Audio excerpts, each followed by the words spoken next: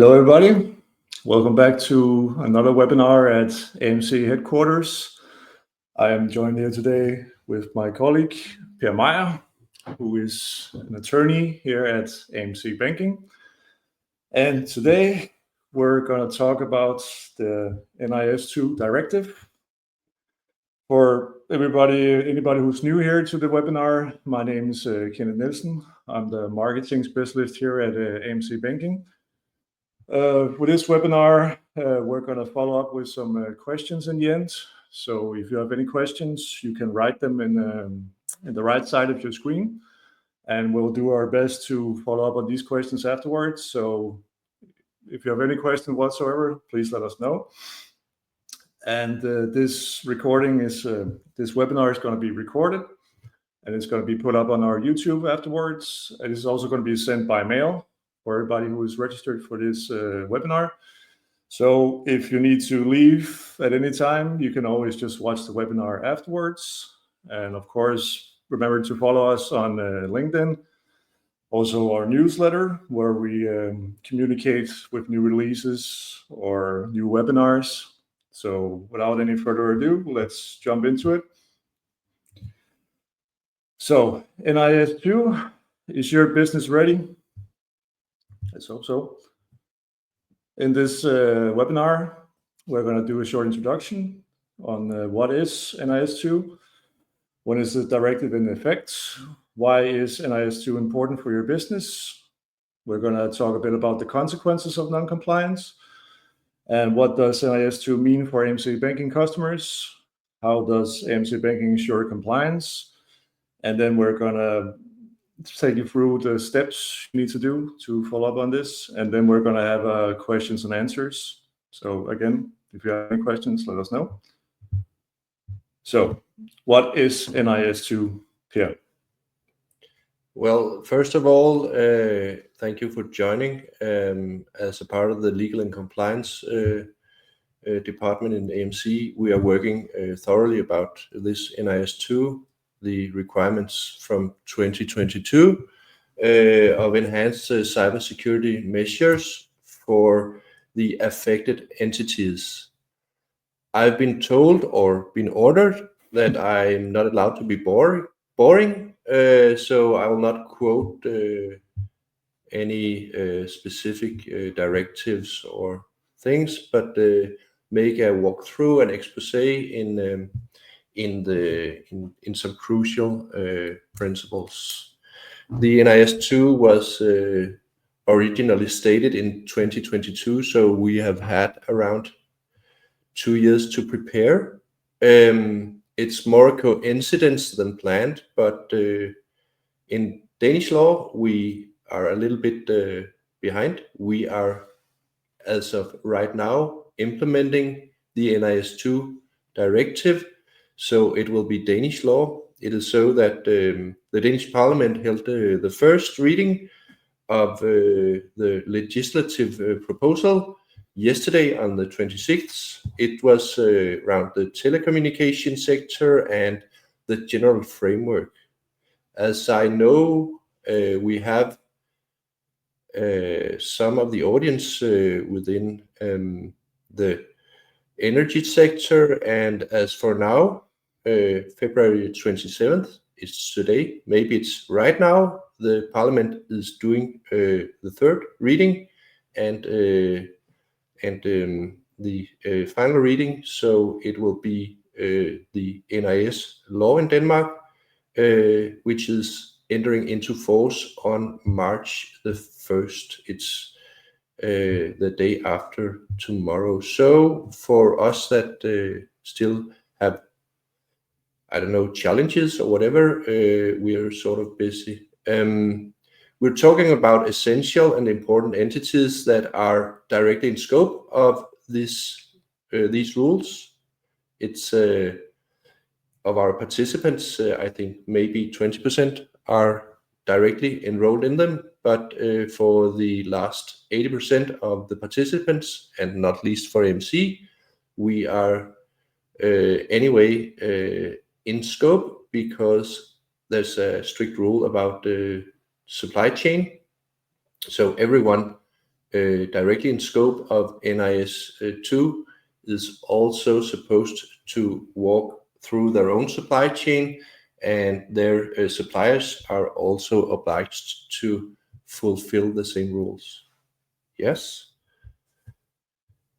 Why is it important for your business? Well, let's see. We have I hope, a symbol. We have for the next slide.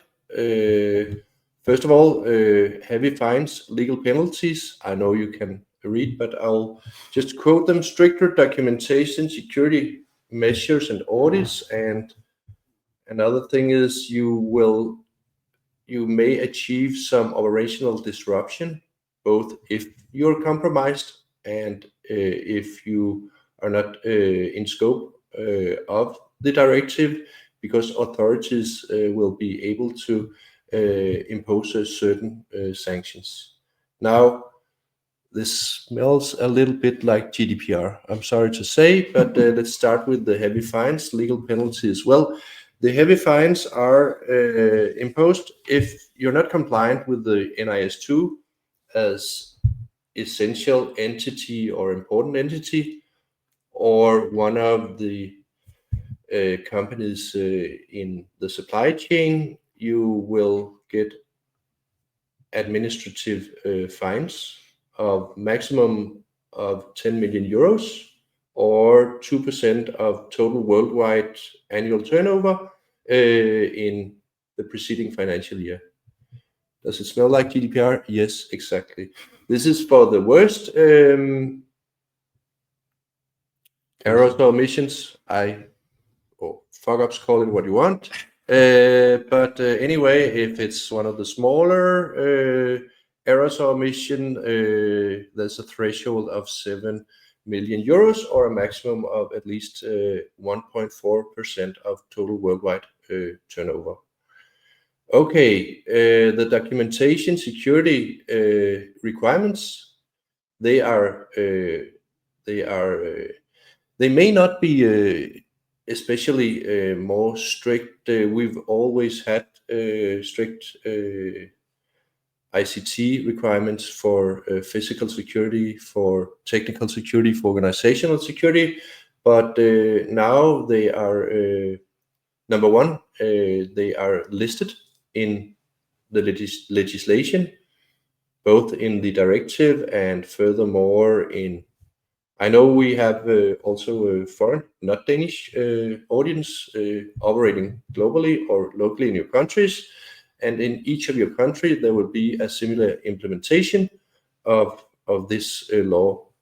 It is, well, it's ISO 27000. It's the CIS 8 controls. It's based on whatever you use a framework. So I don't think there's much new under the sun, at least that it's more specified. It's more like, it's more concisely expressed, and the actions from authorities are getting broader. The authorities have more possibilities to react towards you, and the last thing, which I haven't brought exactly in the PowerPoint, but it's also the general liability from your customers.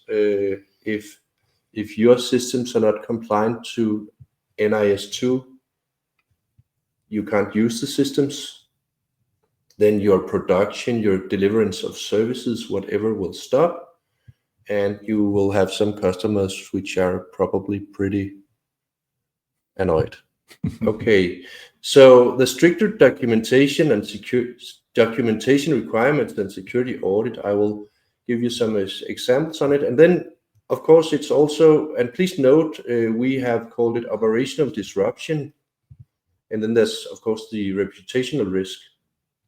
You always have a reputational risk when you're doing deliverances of goods and services. We have operated with fast-moving consumer good companies, and it's nice that all of their machinery are running, because it's pretty bad for the reputation if we can't, in our our thing, our AMC deliverables, if we can't provide the payments that are needed for running your business. Okay, so please have these in mind when we see the next one. And this is the boring part, and I've just sneaked a slide in. It is, and I can see it's from the directive, and it's Article 21, and it's with these small letters, so you can study it afterwards. The fact is that all of you essential entities, all of you important entities, all of you municipals, all of you energy companies, etc., sitting out there, you need to have policies and risk analysis, information system security. And when we do a drill down into this directive, when we do a drill down to the next level, the requirements are not just, okay, we make a risk assessment on a scale from 1 to 5.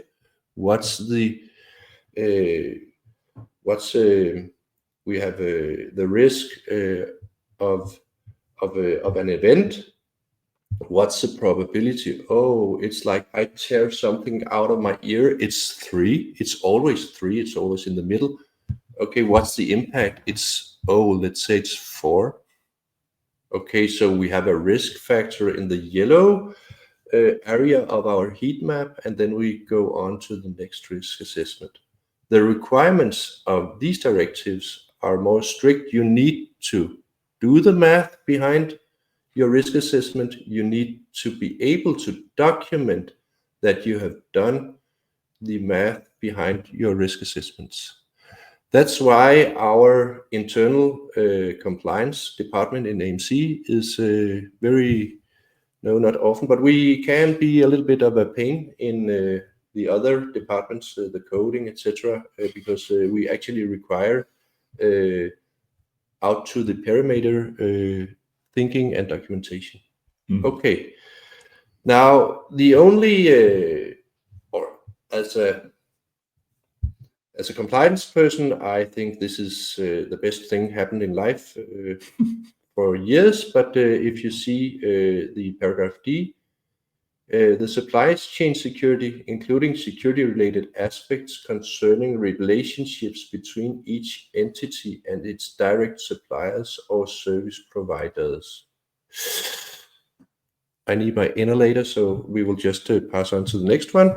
But this is in scope both for the essential important entities out there and all of their supply relations. Okay, what do we do at AMC Banking? Are we a risk, a high, medium, low risk in your supply chain? I don't know.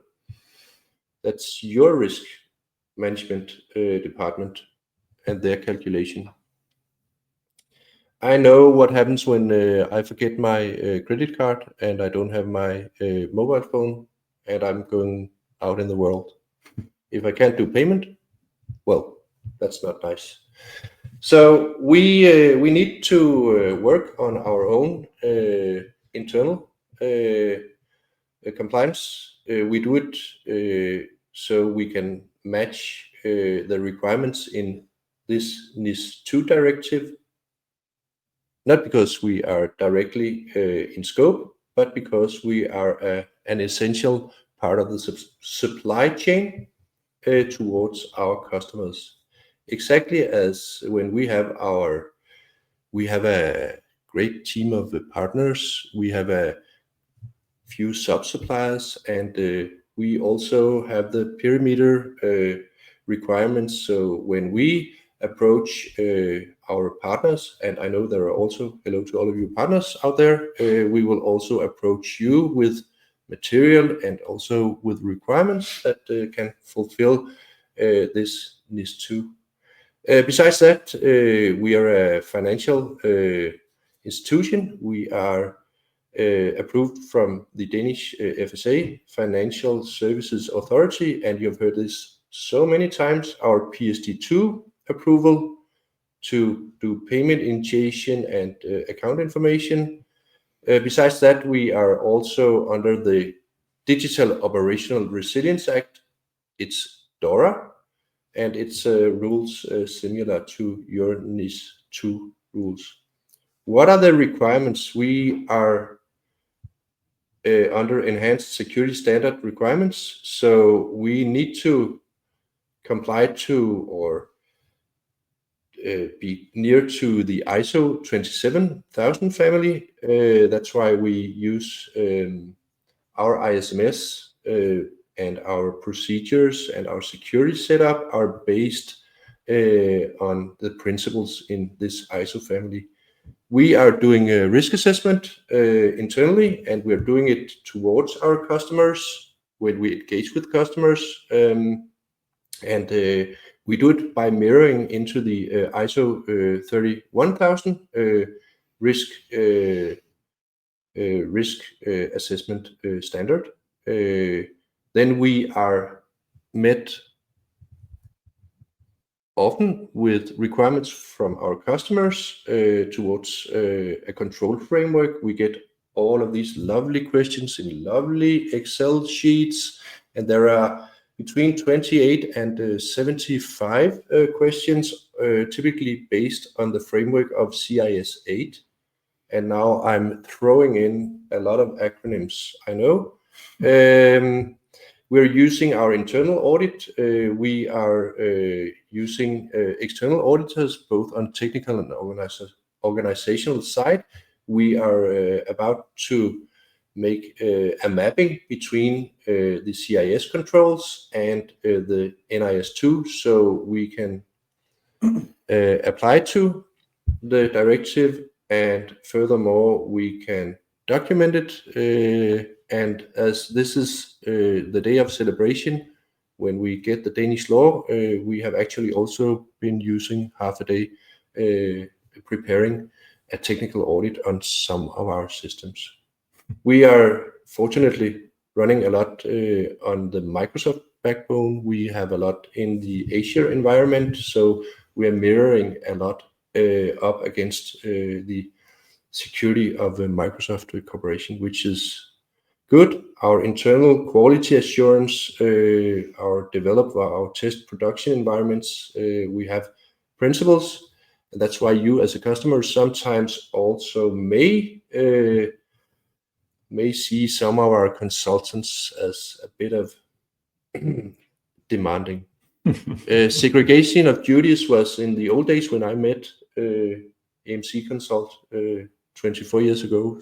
Well, I think today we're a bit tighter on that.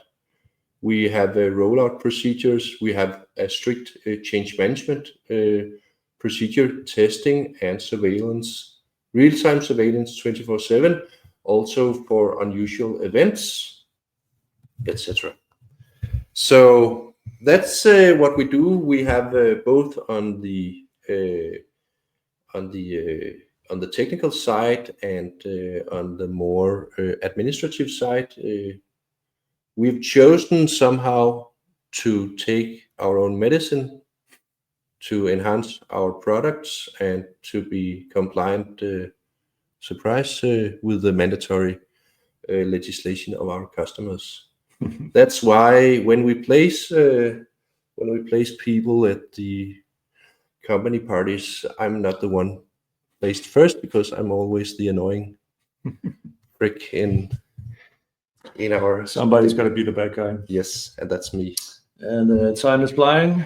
I know Pierre, he likes to talk, but we still got a time frame to manage. But we still have on AMC Banking insurance compliance. I don't know if you want to walk through that quickly, or we have this. We are a crucial part of a secure payment infrastructure. We have automated risk management internally, which should also be mirrored out on our customers. We have a vendor third-party risk management mirroring our supply chain and not least our partner, because we need to vouch for our partners and the partners need to vouch for us. We have this risk-based approach, which is mandatory in in the regulation, and then we have the either we follow the rules strictly, or we need to explain each department in development, in consultancy. Either you go this way, or you have a good explanation. This should result in severe resilience and the ability to provide a business continuity to our customers. Mm-hmm. So next steps, if there is any alarm bells ringing out there. What we are interested in, and particularly because we have somehow convinced Kenneth and the other colleagues that number one, this compliance it's here to stay. Number two, it does actually make marginal sense sometimes for you, and you're starting quietly to respect this. And what we're interested in is also to meet you as customers. We are doing things internally. We are providing, and we can report to you, and we would like to, for your payment service, as you find it more or less important thing of your business, we would like to get in dialogue with you so we could show you our tools, our results, our things, and also help implementing them in your own business, because it's okay that your cash management, your payment, your AMC Banking is running, but it's nice to see when it's also implemented all of these security things on the customer side. So you're very welcome to reach out, and that's yes. So as it says in the presentation, you can write to us at info@amcbanking.com, or you can always call us at the number here. I'm not going to read it out. So what we have, and we actually made it through. So if anybody has any questions, now's the time. Doesn't seem like anybody has any questions. I don't know if you just explained everything thoroughly. All of these acronyms, this is a combination of your InfoSec, of your IT risk management, and not least your general risk managers. And the best result, and I think MC and your FO or your BC or whatever, it's a crucial instrument in your business. And the combination between the tech people, the math people, the risk managers, the IT department, and not least the finance, and to make the best solution. I think that would be my final remark. Yeah.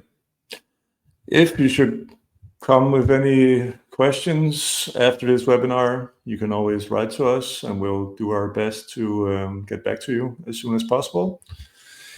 You can also always get a hold of, if I can get this screen to work, we have also Thomas Vestergaard, who is our sales manager. You can always write to him, or Pierre, if you would like to do that. So there's plenty of opportunities to get a hold of us. Yeah, it doesn't seem like people have any questions. So I can just say thank you for joining us. For anybody who didn't join us from the start, this webinar is going to get recorded. It's going to be uploaded to our YouTube channel. And for those who are observant, we'll also know that it's streaming live on our website. So you can always go to our homepage if you want. So our next webinar is going to be liquidity forecasting with Inside Workspace. It's a very difficult sentence to remember. So I'm really looking forward to that. So I hope you guys will join us for that. It's going to be in 2 weeks' time. So we're going to have this webinar every second week. If you have any recommendations, any subjects you want us to take up, please write to us, and we'll try to see if we can make it into a webinar. So then I look forward to people writing to us so we can make some drill downs in all these subjects. Me too. Okay.